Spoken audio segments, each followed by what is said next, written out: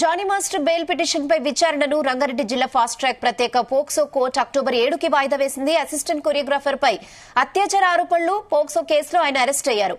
ఇటీవల ఆయన్ని పోలీసులు కస్టడీలోకి తీసుకుని విచారించారు. పలు కీలక అంశాలను రాబట్టినట్లుగా సమాచారం.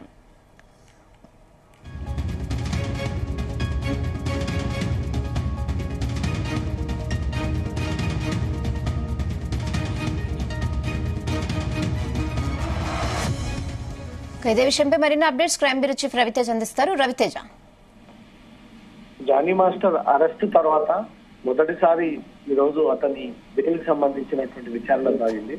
రంగారెడ్డి జిల్లా పోక్సో ప్రత్యేక కోర్టులో ఈ బెయిల్ కి సంబంధించినటువంటి వాదనలు ఈ రోజు విచారణ జరిగినట్టుగా సమాచారం అంటుంది. దాంట్లో ఇటు జానీ తరపున న్యాయవాదులు, అటు ప్రభుత్వం తరపున న్యాయవాదులు కూడా ఇరువైపు కూడా వాదనలు విన్నటువంటి కోర్టు తిరిగి అక్టోబర్ 7వ తారీఖు ఈ కేసుని వాయిదా వేసి అప్పుడు ఈ వాదన అంటూ కూడా కోర్టు అభిప్రాయం వ్యక్తం చేయడం జరిగింది. జానీ మాస్టర్ లైంగిక వేధింపులకు పాల్పడలేదు, ఇదంతా కూడా తప్పుడు చేస్తున్న తన పైన నమోదు చేసి అక్రమ కేసు పెట్టి జానీ మాస్టర్ అరెస్ట్ చేసి జైల్లో పెట్టారంటూ కూడా తన న్యాయవాదులు ఇటు ప్రభుత్వం తరపున న్యాయవాదులు కూడా అతను రకమైనటువంటి కార్యకలాపాలకు పాల్పడ్డట్టుగా పక్కా ఆధారాలు పోలీసులు ఇప్పటికే ఇన్వెస్టిగేషన్ సేకరించడం జరిగింది. దాంతో పాటు 4 రోజుల పాటు కస్టడీకి తీసుకొని పోలీసులు అనేక కోణాల్లో విచారణ జరిగినప్పుడు కూడా తనే స్వయంకు పాల్పడ్డ విషయాన్ని కన్ఫెషన్ కాపీ ద్వారా కన్ఫెషన్ రిపోర్ట్ కూడా ఇవ్వడం జరిగింది.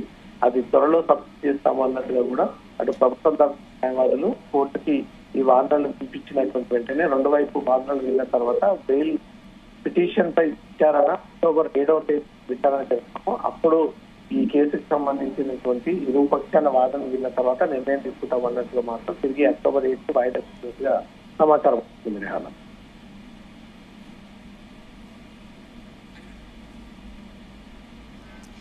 అక్టోబర్ 7కి మళ్ళీ వాయిదా వేసినట్లుంది కదా కోర్టు. ఇంకా దీనిపై ఎటువంటి విచారణ జరిగే అవకాశం ఉంటుందంటారు రవితేజ?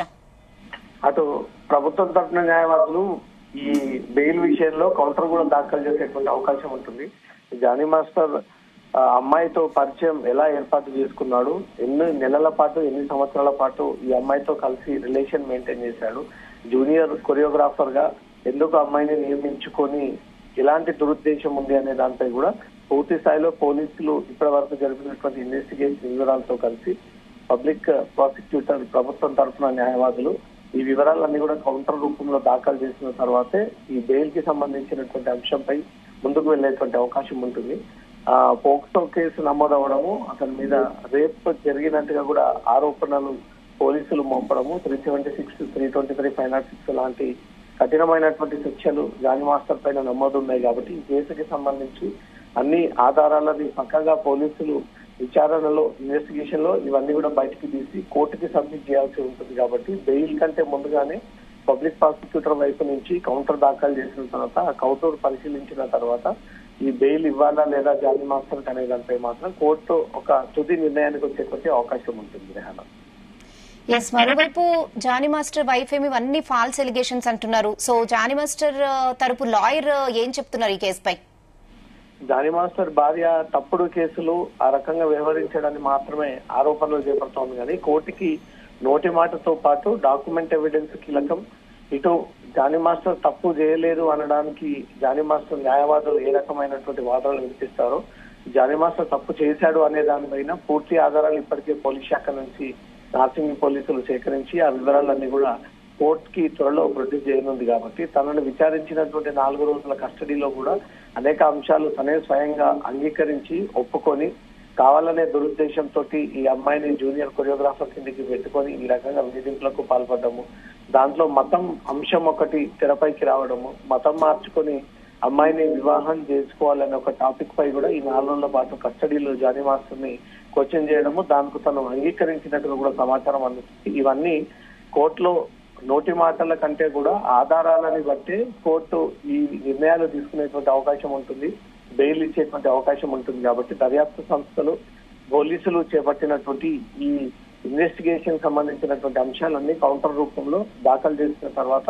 అతనికి బెయిల్ ఇవ్వాలా లేదా, అతను ఎంత మేరకు అతని పాత్ర ఉంది, తన భార్య చెప్తున్నటువంటి అలిగేషన్స్ ఫేక్ అలిగేషన్స్ అంటూ తను ముందుకొచ్చి స్టేట్మెంట్ ఇస్తా ఉంటుంది అనే దానిపై కూడా పోలీసులు ఇచ్చేటువంటి కౌంటర్ ని పబ్లిక్ ప్రాసిక్యూటర్ పోలీసుల తరపున న్యాయవాదులు ఇచ్చేటువంటి కౌంటర్ ని బట్టి దాంట్లో ఆధారాలను పరిశీలించిన తర్వాత ఇతనికి బెయిల్ ఇవ్వచ్చా లేదా అనే దానిపై మాత్రం తుది నిర్ణయం కోర్టు ఈ October 7th వ్యక్తం చేసేటువంటి అవకాశం ఉంది. Okay Raviteja, thanks for the updates.